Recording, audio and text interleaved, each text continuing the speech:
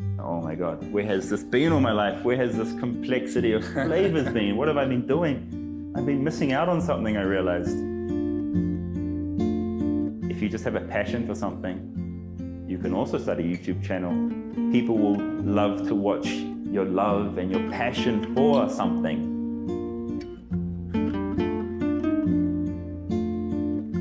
My name is Karl Rock. I've got a YouTube channel with about 3.1 million subscribers that I've built over the last 6 or 7 years. I make videos primarily about travel in India and Pakistan.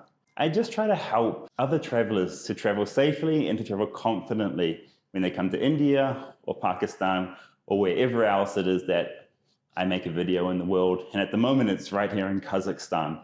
That's my real passion.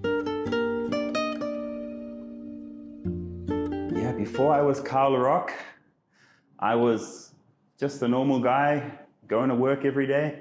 Like, I've always had kind of 3 passions in this life. First was music. Second was computers. And third was India.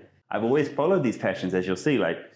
So I go and get a job in the music industry, and I'm working for all the major record labels, and then I get a job working just for Sony Music. So I stayed there for quite a while. The music industry job was really a dream job.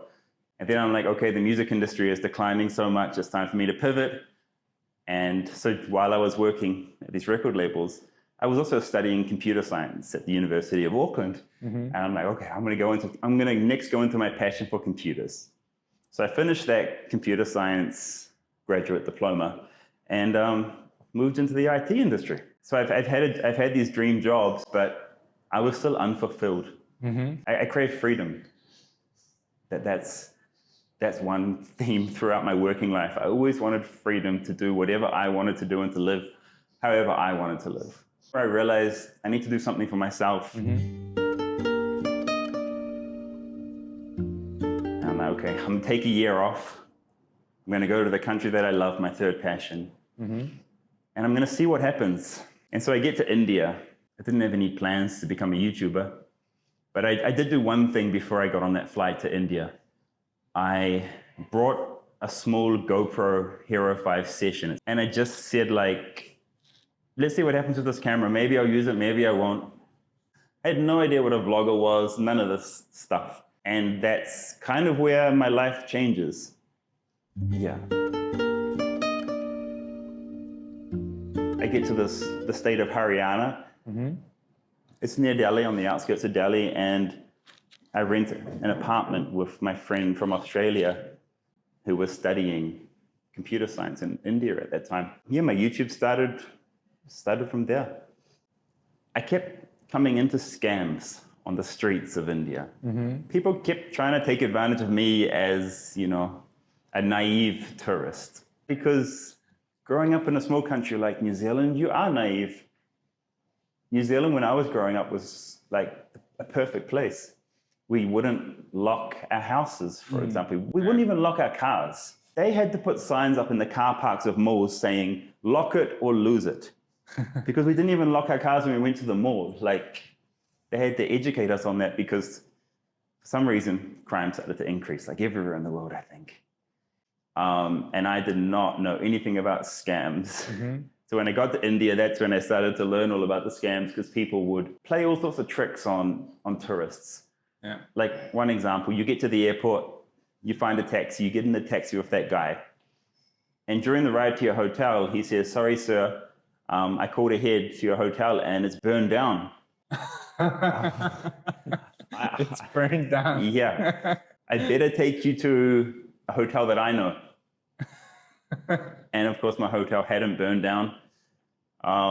He just wanted to earn commission from me by taking me to a hotel that gave him commission. And the craziest scam, there's a guy in Delhi, and he's still there to this day, even after I made a video about him. He squirts dog poo on your shoe from behind, and then he goes, sir, look, there's poo on your shoe. And he charges you to clean it off after he's put it on. Monkey?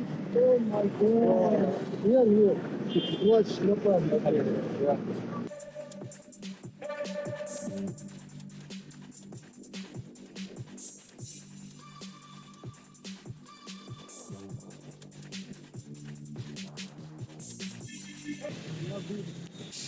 But I eating chapati, but this is some problem.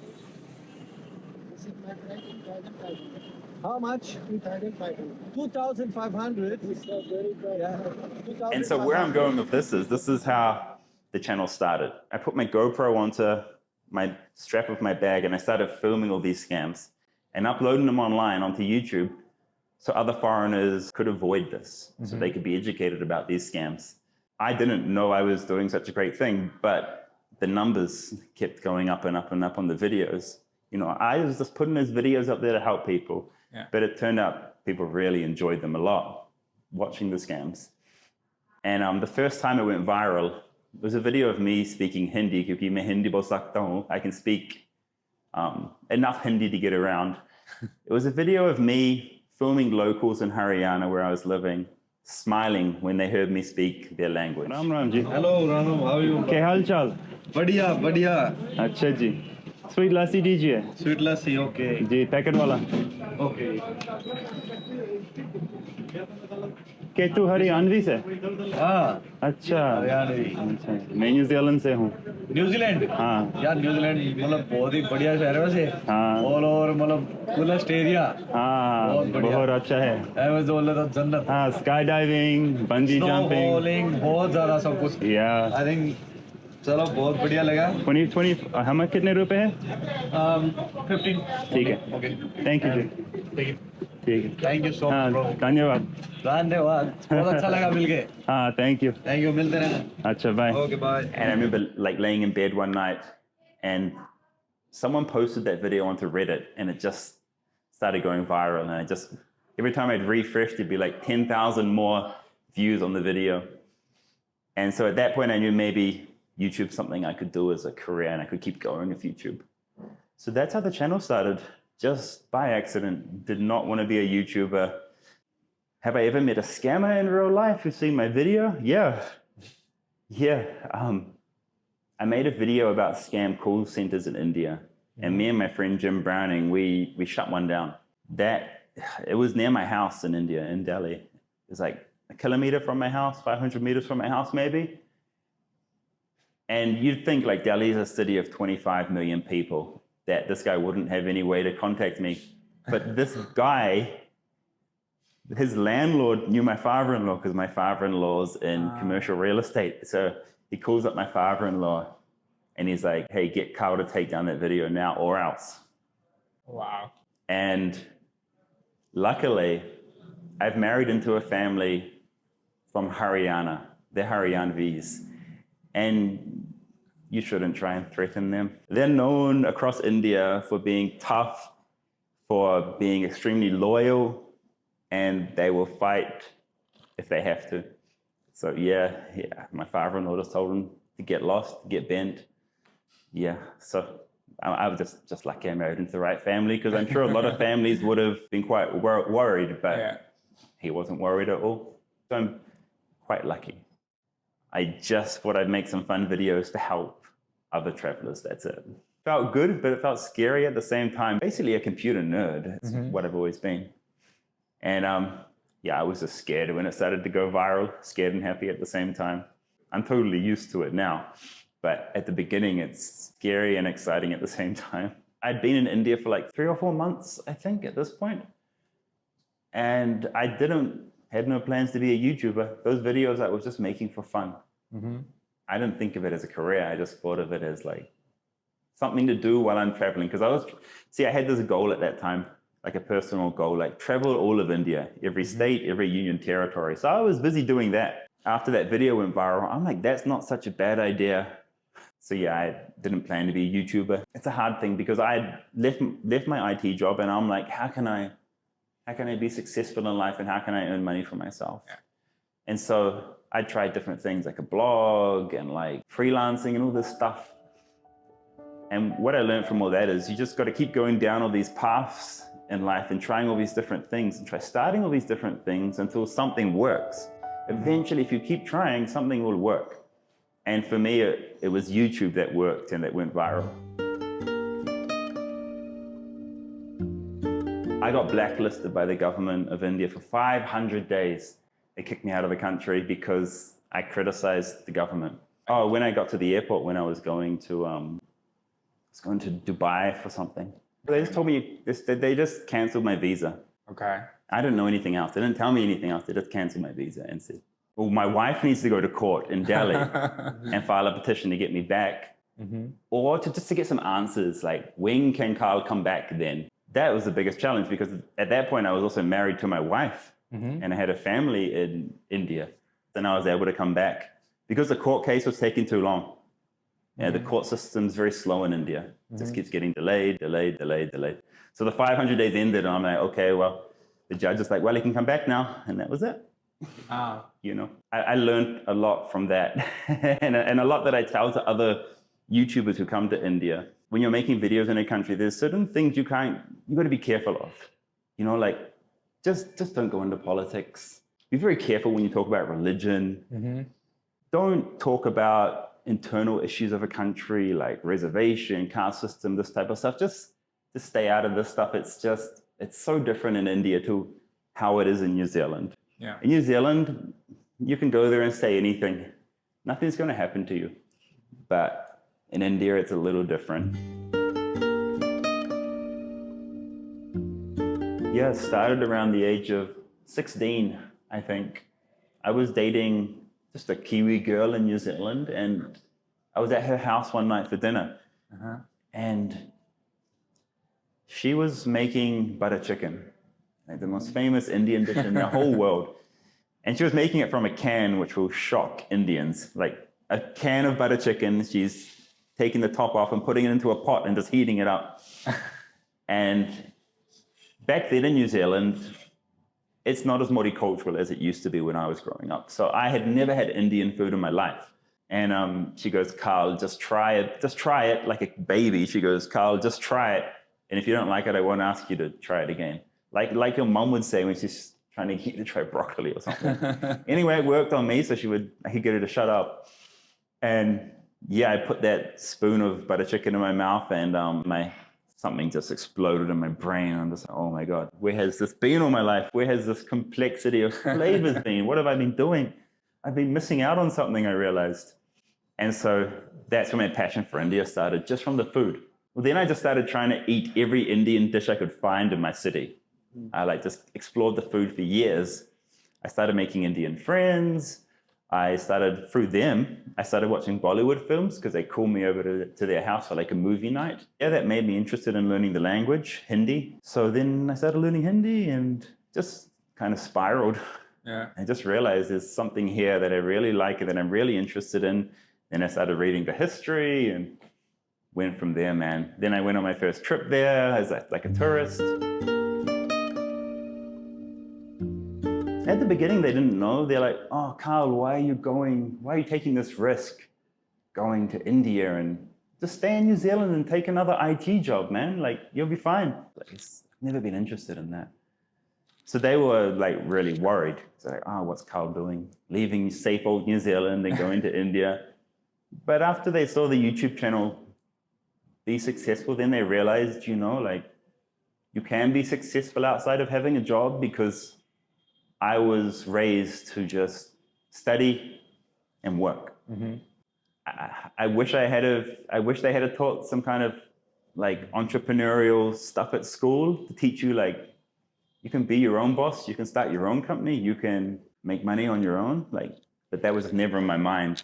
That didn't come into my mind until I got to India and I saw the guy selling tea on the side of the road or the guy making dosa on the side of the road. He's earning more money than someone sitting in an air-conditioned office. And India inspired me a lot like that. I'm like, if he can do it, then so can I. But yeah, my parents were not so confident about all of that stuff because all they know is to work. Yeah.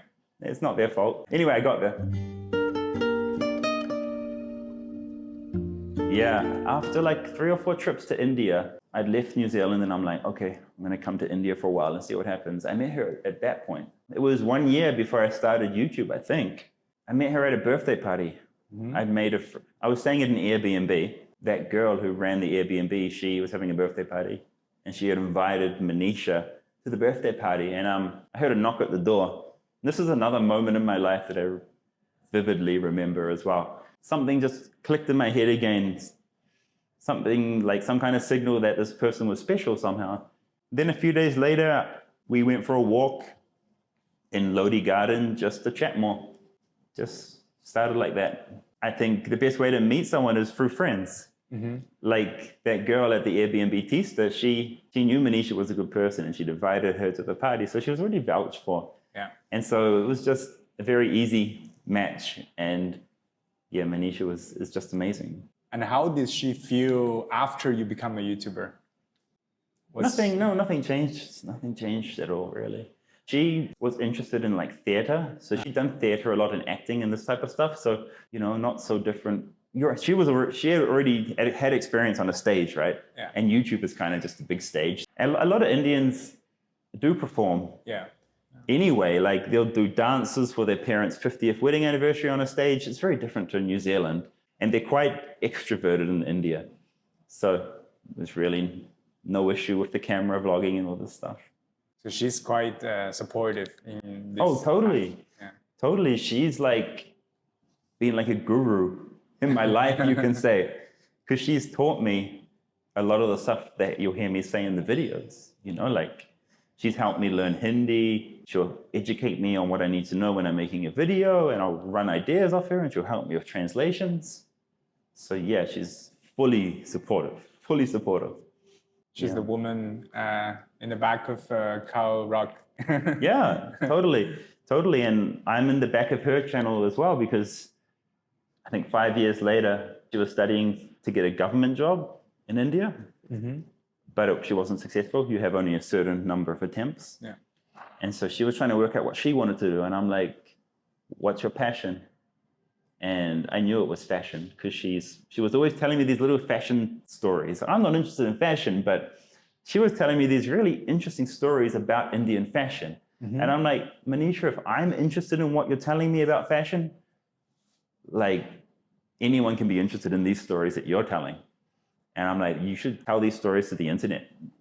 There's a lot of people that are going to want to hear these stories. And so I kind of nudged her in that direction, and yeah, she's been successful on YouTube as well. And I say that to anyone watching this as well.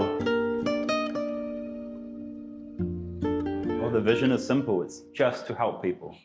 Simply, it's to help people. Every video I make, it should help somebody in some way. It should teach them something. It should help them feel more confident to travel somewhere. Every video should have some kind of purpose, and the purpose is to help people in some way.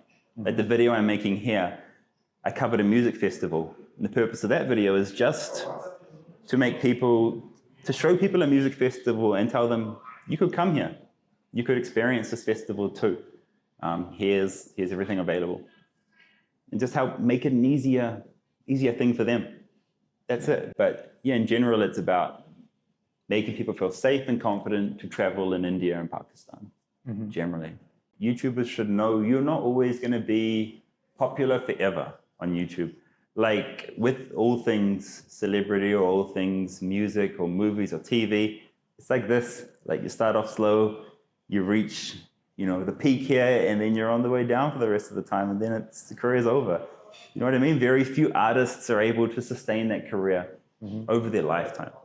Some have, like Michael Jackson, like AC/DC, Coldplay's doing a pretty good job of it. But yeah, everything has a shelf life on YouTube, I feel. So I'm always quite aware of that as a YouTuber. I'm like, I'm ready to make the move into something else when people are sick of me on the platform, when my time comes to an end. So I'm always thinking, what next? I feel like I need to go into business next. That should be my next phase of my life. Starting a business on my own and trying to make real money so I can, have that dream of owning a house in New Zealand. So if YouTube goes away, I'll be fine. I'll do something else. First question, what's the biggest regret in your life? I regret those 500 days that I had to spend away on the blacklist. But then at the same time, I learned a lot from it. So I feel like if I hadn't gone through all that pain, I probably still would have made a big mistake anyway. I don't look back and regret it exactly. I'm like, well, that happened. And I got through it. We all got through it.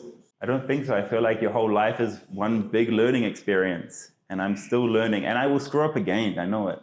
But I'll get through it again. It's those hard times that where you learn the most. Yeah.